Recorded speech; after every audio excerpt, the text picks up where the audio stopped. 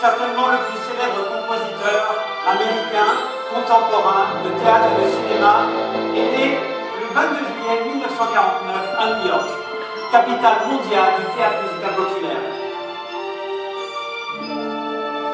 Très tôt, Alan étudie la musique à la New York University, ainsi qu'à l'école Lehman-Menkel. Il débute sa carrière en tant que compositeur de jingles et d'accompagnateur au piano. Évidemment, il est issu d'une famille où on aime beaucoup la musique, et notamment Broadway. Cette famille qui emmène régulièrement ses enfants découvrir de grands spectacles. Et c'est en 1979 qu'il entame sa collaboration avec le librettiste et parolier Howard Ashman. Leur premier spectacle se joue off-Broadway. Il s'intitule God Bless You, God Bless You, Mr. Rosewater.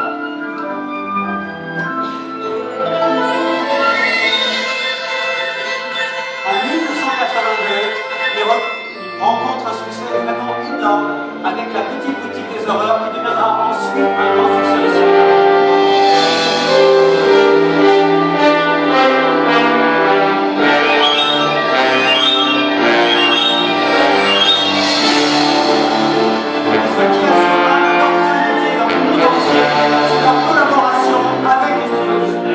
Cela commence avec La Petite Sirène, La Belle et la Bête, Aladdin, Pocahontas, Le Bossu de Notre-Dame, Hercule, Il était une fois et encore tout récemment Réponse.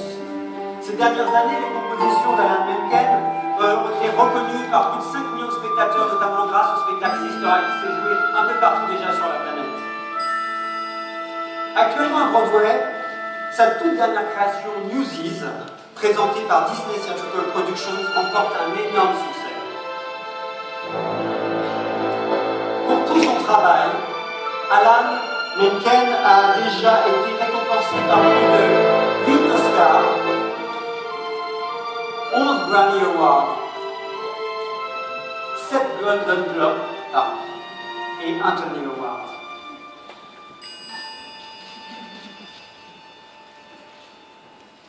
Mesdames, Messieurs, Alan Menken!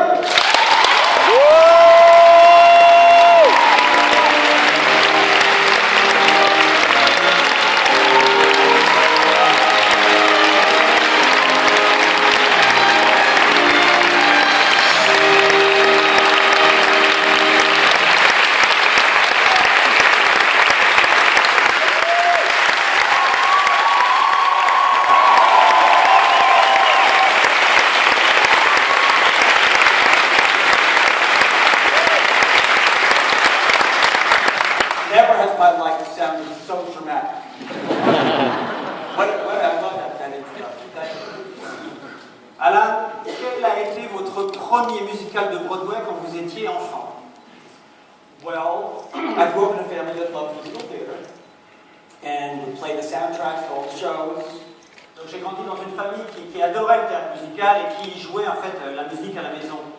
Of course, I always thought I was going to be a rock star. The last thing I was going to do was write musical theater. Voilà, alors en fait je voulais absolument être une rockstar et la dernière chose que je voulais faire c'est d'être un compositeur de théâtre musical. So the question was, I'm sorry. What was the first one? Oh, okay, yes. So, I think my first Broadway musical actually was My Fair Lady. But my father would sit at the piano and we had all these songbooks of Rodgers and Hart, and Rodgers and Hammerstein, and the Gershwin, and Cole Porter, and I grew up with all that. And again, I just wanted with Bob Dylan and the Beatles. Enfin, vous avez compris qu'en fait que son père avait tous les songbooks, c'est-à-dire toutes les partitions des grands classiques de Broadway, des auteurs classiques, Rodgers and Hammerstein, Rodgers and Hart, Turner and Love, etc. Mais lui, ce qu'il voulait absolument, c'était de devenir une rockstar comme Bob Dylan. Donc, vous rencontrez Howard Ashman, et comment avez-vous rencontré Howard Ashman? Howard Ashman got in touch with me. He had the rights to a musical, to a book by Kurt Vonnegut called God Bless You, Mr. Rosewater. Donc en fait, à ce moment-là, Howard Ashman travaillait sur l'adaptation en théâtre musical, en forme de pièce de théâtre musical de God Bless Mr. God Bless You, Mr. Rosewater. Exactement. Anyone ever heard of Kurt Vonnegut here?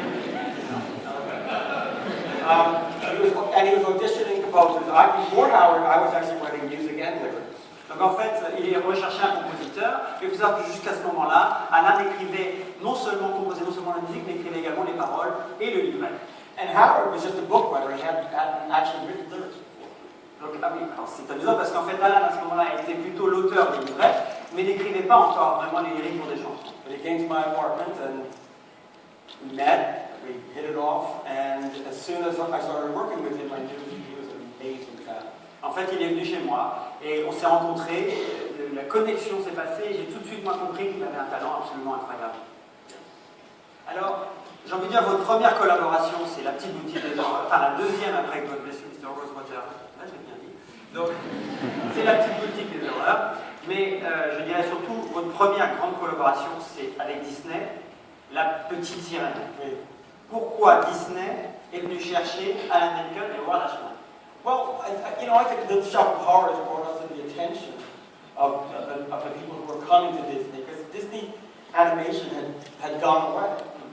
Donc en fait, la petite boutique des horreurs nous avait vraiment mis au centre de l'attention. On était devenus des gens plutôt connus et reconnus pour la qualité de notre travail. Et puis à cette époque-là, le studio Disney souhaitait renouveler le genre, comme l'a expliqué tout à l'heure Jean-François. Et en fait, we were hired to write animated musicals that could sit on the shelf alongside Snow White, Cinderella, Sleeping Beauty. voilà. Donc en fait, on a été vraiment embauchés pour écrire des dessins animés, enfin des longs métrages animés musicaux, au même titre que l'étaient les tout premiers en fait des studios Disney dans les années 30, comme Blanche-Neige, Cinderella, donc Cendrillon et La Belle au Bois dormant. And I think Disney recognized in Howard especially someone who really had an understanding of how to use music in dramatic pieces. En fait, ce qui est intéressant, c'est que les équipes créatives de Disney à cette époque-là ont vraiment reconnu ce talent chez Howard Ashman, cette qualité d'écrire en fait une histoire en musique.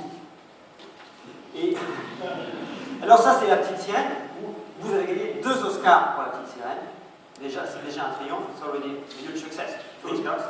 I'm quite off. It's my first score, I guess. Non, mais peut-être. What do you mean? What happened? It's face Et donc ensuite, La Belle et la Bête. Mais il y a une chose particulière avec La Belle et la Bête, c'est votre deuxième collaboration pour Disney. C'est un style qui est très Broadway. Déjà, le film, dans sa structure, est très Broadway. Oui.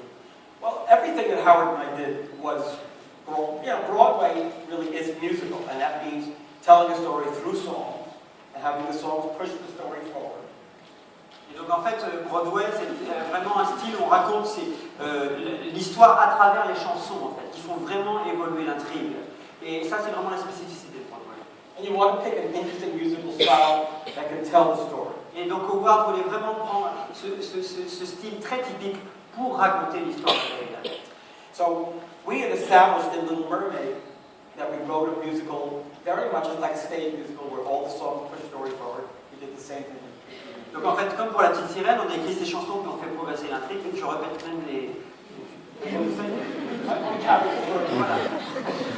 Voilà. Et donc voilà, et donc l'idée c'était d'aller beaucoup plus loin avec La Belle et la Bête. Oui, oui, c'est bien. Can you take two? No, mais you know, the opening number, Belle, is so typical. Can you just explain us what Belle, you know? Here we have the piano ici.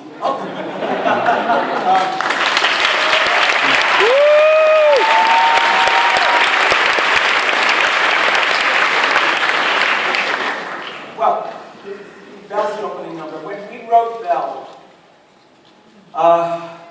we wrote an ambitious opening number. Oui, en fait, quand on a écrit cette chanson qui s'appelle Belle, donc, on avait une grande ambition. Et c'est le numéro d'ouverture en fait du film. We come out of that intro to the, and then we're going into little town. Okay, little town. It's a quiet village. Every day like the one before. Little town full of little people waking up to say. So Belle's coming out of the cottage, and you have just this scene, and then we take her through the entire town. There goes the baker with his tray like gold, waits for the same old bread rolls to sell. Every morning just the same, since the morning that we came to this poor provincial town, good morning, Belle. And this Belle goes, En fait,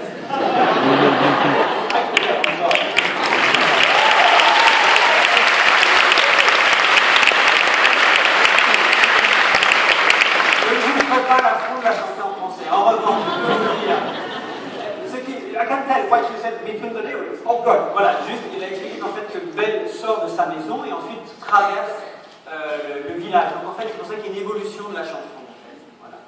And then Belle goes through the entire town, and the people are reacting to her. We hear she's bookish, and she's out of place, and this whole number develops. En fait, à travers ce numéro, on comprend que Belle est en fait, une grande fan de littérature, qu'elle est un peu très différente, même plus que ça, elle est très différente en fait, des autres personnes du village. Et à travers déjà tout ce numéro-là, on a déjà posé beaucoup de choses du personnage de la Belle. We hear what it is she wants with her life, and we meet Gaston, which is what she doesn't want with her life. Donc en fait, on comprend à ce moment-là aussi ses désirs profonds, puisqu'elle les exprime, et on voit aussi Gaston qui est son prétendant, mais qu'elle ne souhaite pas du tout avoir en fait. So, when we finished the number, Howard said, we can't send this to Disney. Mais quand on a fini ce numéro, Howard Ashman a dit, on ne peut pas envoyer ça à Disney, c'est pas possible. Who asked for a 6-minute opening number for an actor? Moi, vous avez compris. Right. So, actually, he held it back. He said, they're going to laugh at us. Et donc en fait, il a dit non, on ne peut pas l'envoyer, etc. But, They didn't laugh at us. It worked out. Ça a marché, ils ont envoyé cette cassette. Il faut imaginer à l'époque, c'était une petite cassette audio, donc c'est parti de New York, c'est arrivé à Los Angeles, et Disney says yes. And they loved it. They loved it. And, you know, Disney had wonderful ambitions, and it was the start of a great period. Alors, il y a une autre spécificité extrêmement Broadway dans La Belle et la Bête, Alan, ce sont les artistes originaux américains qui interprètent chaque rôle. Vous avez auditionné, on va appeler les vétérans, les stars de Broadway, et on a une petite vidéo de quelques minutes pour, en fait, du producteur et du réalisateur du film de La Belle et la Bête qui explique ça. Let's have a look to the video. Please. Casting a movie in New York like a Broadway musical was something, again, that Howard insisted on. And I personally think it was absolutely brilliant. The caliber of talent